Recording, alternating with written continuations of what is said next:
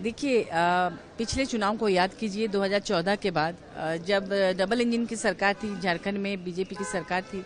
उस समय अकेले माननीय हेमंत सोरेन जी ने किस तरह से बदलाव यात्रा, संघर्ष यात्रा किया, किस तरह से जन सैलाब उमड़ा और किस तरह से उन्होंने यहाँ सरकार बनाई। विपरीत हवा थी उसके बावजूद, और उनका एक अलग ही पूरे झारखंड में जिस तरह से लोग उनको एक बहुत ही लोकप्रिय नेता के रूप में मानते हैं, स्वीकार करते हैं, वो इस बार भी देखने को मिलेगा। और हालांकि लोकसभा चुनाव में उनकी अनुपस्थिति ने से भी जो जनता है उन्होंने उनको उतना ही प्यार दिया, उन्होंने उनको उतना ही स्वीकार किया।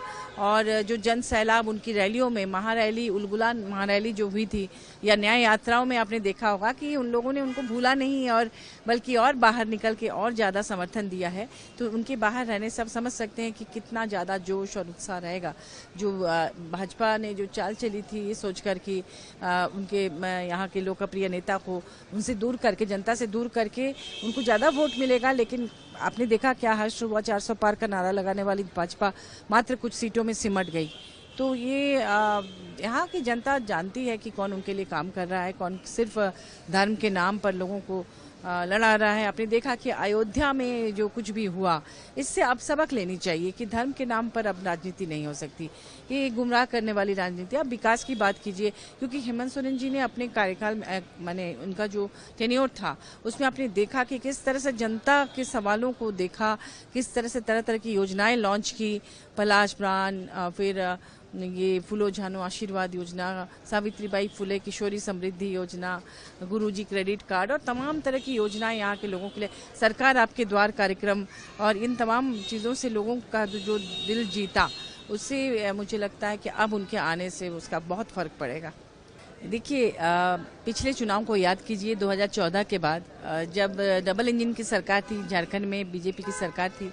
उस समय अकेले माननीय हेमंत सोरेन जी ने किस तरह से बदलाव यात्रा, संघर्ष यात्रा किया, किस तरह से जन सैलाब उमड़ा और किस तरह से उन्होंने यहाँ सरकार बनाई।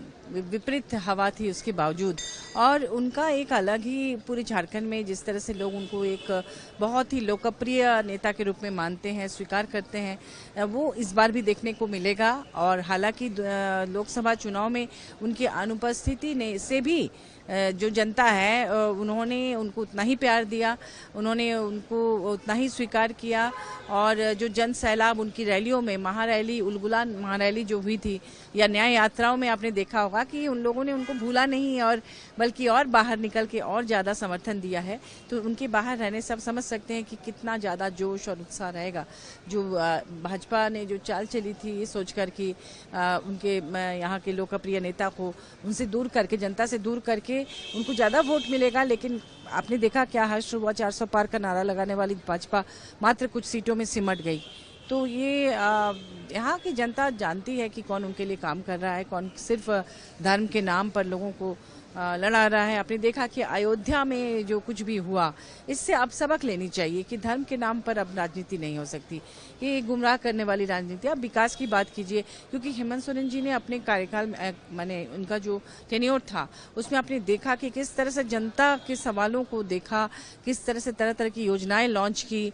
पलाश प्राण, फिर ये फूलो झानो आशीर्वाद योजना, सावित्रीबाई फुले किशोरी समृद्धि योजना, गुरुजी क्रेडिट कार्ड और तमाम तरह की योजनाएं यहाँ के लोगों के लिए, सरकार आपके द्वार कार्यक्रम, और इन तमाम चीज़ों से लोगों का जो दिल जीता, उससे मुझे लगता है कि अब उनके आने से उसका बहुत फर्क पड़ेगा। अगर आप ये वीडियो YouTube पर देख रहे हैं तो हमारे चैनल को सब्सक्राइब करें और बेल आइकन को दबाना ना भूलें। अगर आप Facebook पर ये वीडियो देख रहे हैं तो हमारे पेज को लाइक करें।